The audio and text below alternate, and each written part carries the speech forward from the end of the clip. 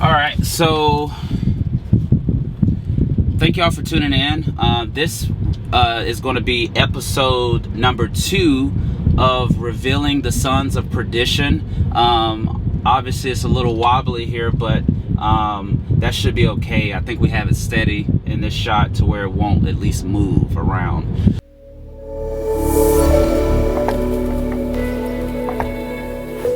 Okay, so in these Ride With Me series, the main thing that I like to discuss with you all is I'm constantly, like I said in the last episode, I'm constantly thinking about what is taking place out here on these particular lands and so forth. And in these particular Ride With Me videos, what I want to do is just kind of reveal some of the stuff that I've noticed in my travels with dealing with these laggards or these particular intruders.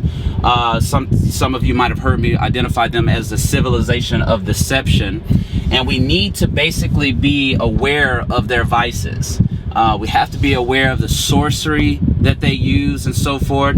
One of the things that I've noticed when you pay close attention, of course, you'll start to realize that there was a way that everything was set up before. First, you got to get out of this concept of thinking that this is the only world that exists. Even in the book of Hebrews, I believe it's chapter 1, line 2, it says, by whom he made the worlds. So what we're dealing with is something far greater than what is being taught in the education systems and so forth of this world. So what I've noticed with some of these laggards, what they tend to do, or what they have done, of course, is they built a system that's really predicated upon how much so-called money you have that will allow you to basically consume more material stuff. And you are nothing in their system unless you are able to buy something. And I find that there's a problem with that, because in all civilizations of before, what you come to find out, of course, is when you are okay with receiving material pomp at the expense of others, then that's where the problems come in. That's where the problems become in. That's where wars start to take place. So like, for example, whenever we were creating this environment and everything like that, we had already had the knowledge of before times. So we knew that having weapons and all that kind of stuff, really wasn't really a good thing. So this was a time to be able to kind of just start it right. So you'll notice in primordial times here, people just kind of had what they needed in order to protect their families. And so forth. So you had bow and arrows, of course you had other little things, but it was primarily, settled either the strongest of your tribe or your clan or your nation will go against the strongest of someone else and so forth, or elders would just sit down and have conversations. Do you get what I'm saying? So you'll notice that when you're closer to valuing life, then you have systems that are set up to basically, they're not based upon taking life, if you get what I'm saying, because you kind of value it in a sense. But now that we've allowed these intruders to come in, these laggards, the civilization of deception, of course, now you have and then you have this luxury thing where they have the ability to create luxury. So now it's all about how much material you have, and anytime you have a civilization that's based upon being a consumer machine, then you're going to have wars upon wars upon wars upon wars. Somebody's going to be fighting somebody in the neighborhood, or somebody's going to be fighting this country or that country. It's just going to continue to happen, because it's all about how many more resources can one have over the other, if you get what I'm saying. If you look at if you look beneath the dermis, if you look very closely at all the stuff that's taking place when it comes to the evil that has something to do with not being able to get along with nobody, and you know that there's a problem when you have those that exist and they are showing that they can't even get along with you or the animals. Just look at how they treat the animals. They create magazines showing how many they can kill. They have them hanging up on their walls. They have them displayed in their office and so forth. They can't even get along with the animals, let alone get along with you. So there's a situation what we have going on right now, where we have a cancer, we have a disease on the planet right now, and it's time to find out or know who they are so they can be removed. so they can be removed. And we've seen sufficient evil take place. So in the ancient text, it says the sons of perdition have to be revealed. So I want to do these ride with me videos where I'm doing, to the best of my ability, of course, trying to point out what these particular laggards are doing. So, like, for example, you won't know who your enemy is if you think that everybody is the same. Right? You think everybody is sharing the same characteristics, traits, and everything. Because even in the text, it tells you over and over again, I will sell you to your enemies. You know what I'm saying? Or I would it says thine enemies make a tumult, and they that hate thee have lifted up the head. So we're dealing with those that are actually your enemies today, and we're dealing with those that actually hate you and where you're from. They hate you because of where you're from, if you get what I'm saying. And they hate you because you are heirs to the living. And those who are heirs to the dead inherit nothing, if you get what I'm saying. So when we're dealing with these sons of perdition, of course, we want to be able to pay closely attention of how they operate. So by doing that, you have to basically have something to compare it to. So the best thing to compare it to would be the so-called law, statutes, and commandments that was given to the Israelites, right? Because when you research those 5 books, you research the prophets and the Psalms, then you will have something to compare them to. So then you will be able to know if they are the sons of perdition or not.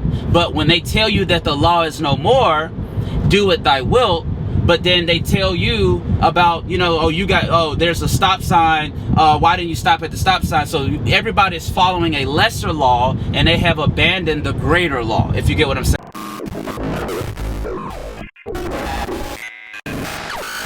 Okay. So another thing is these laggards, this civilization of deception, what they are working on right now, what they have instituted, of course, is this fear concept.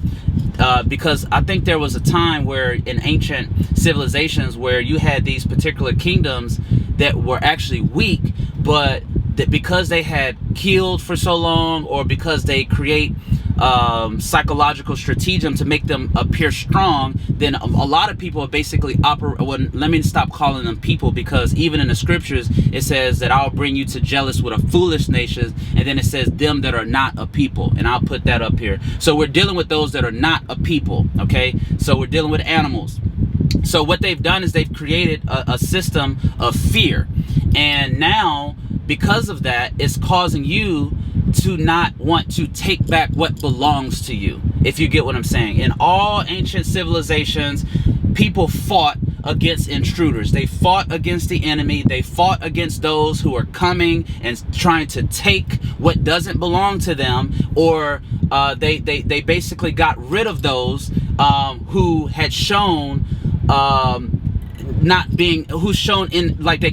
they're not humane. Do you get what I'm saying? But now, because they've created the movies, and they got all these various different television shows and these so-called superheroes, now they've created a system where they can appear more humane than you, if you get what I'm saying. But basically it's civilized barbarism, and it's all based upon fear. It's all based upon fear. If you can, right now, the power is not in those weapons anymore. The power is now in your mind. So that's the reason why that's where the war is today. It's the war of your mind, if you get what I'm saying. You got to stop desiring their stuff. You got to stop desiring their lifestyles. And when you watch these particular television shows or these particular movies and so forth, where they're showing themselves as having all of the material stuff, you look at the commercials and so forth, look at how they project themselves, but then look at how they project you. Do you get what I'm saying? So psychologically, what's happening is you are automatically thinking that they are more humane than you. You're automatically thinking that they are the poster child for being a so-called human, if you get what I'm saying. When all you're dealing with is dogs in human form, you're dealing with beastly people in human form, you're dealing with pigs in human form, you're dealing with these basically beastly appearances. But until you are able to identify what beauty is, and until you are able to disconnect from this animal, then you will continually to see them as being something desirable. if you get what I'm saying. I recall when I was in the lands that were heavily populated with primordial type beings and everything, and then it got to a point to where when you look at certain pictures and certain things, it would just be disgusting. You see what I'm saying? But then as you watch television shows, or as you watch movies, or as you get more exposed to the stuff that they come out with, then they're planting those seeds, and then all of a sudden you say, well, maybe I can actually see maybe being with one. You get what I'm saying? It's primarily because of the programming, though. If you get what I'm saying. I'm not saying that this is what I'm doing. I'm just trying to show you that this is a case study. And you have to be able to do these types of case studies where you can just kind of do research. And you can just say, okay, what is going on? How did we get to the point to where we are right now, to where we're not even concerned about genetics? We're not concerned about being multi-dimensional beings, or being able to go to this star system or that star system or that galaxy or any of that kind of stuff. That's not where the conversation is. That's not where the rank is today. For some reason, the rank has been applied to how much material stuff you can have, or how much so-called money you have to be able to go out and buy more material stuff. And in the system that they've created, it's you are no one unless you have a lot of stuff, or you have a lot of money that you can go and buy stuff. That's the system that they created. So now you're in you're in pursuit of that kind of happiness. So you're working every day so you can do that. So what we're trying to do here is we're trying to take it back, and we're having to kill them from within. I wanted to insert this little segment here so you can kind of get an idea of what we're talking about. But the thing is that if you get exposed to these ideas and you need a new set of ideas today, because the ideas that have been given to you, we can look at those as seeds. And the seeds that have been planted have been a very evil harvest for some, if you get what I'm saying. So you've been planting the seeds for a very long time, and when you go out to reap the harvest, for some reason it's a very evil harvest for you. So my suggestion would be to analyze the seeds that you're being given. Because if you don't know the seeds that you are planting, you're going to plant those seeds again. Is it fair to say that? If you keep getting a recipe from someone, and every time you put the recipe into the oven, and they're telling you it's supposed to be a cake, but every time you pull it out of the oven, it's a pudding. Now, it could be something that you're doing wrong, right? But at some point, we have to also, analyze the ingredients, or analyze the instructions that we're being given. Do you get what I'm saying? Because we're not getting the cake in which we desire, right? So first you got to realize that slavery was something that was invented, because it says in the ancient text, the slave doesn't desire the master's estate. The only thing that the slave desires is to be free. So if I create a system where I told you that you are a slave and that's your foundation, you're going to look at everything after that as progress. And words like this might sound foreign to you, because everything that ends up happening out here, all you have is slavery to compare it to. You say, well, at least it's better than that. So you're not even trying to obtain anything. It says a slave does not desire the master's estate, that the slave only desires to be free. So one of the main things that I want to get you out of is thinking that you're a slave.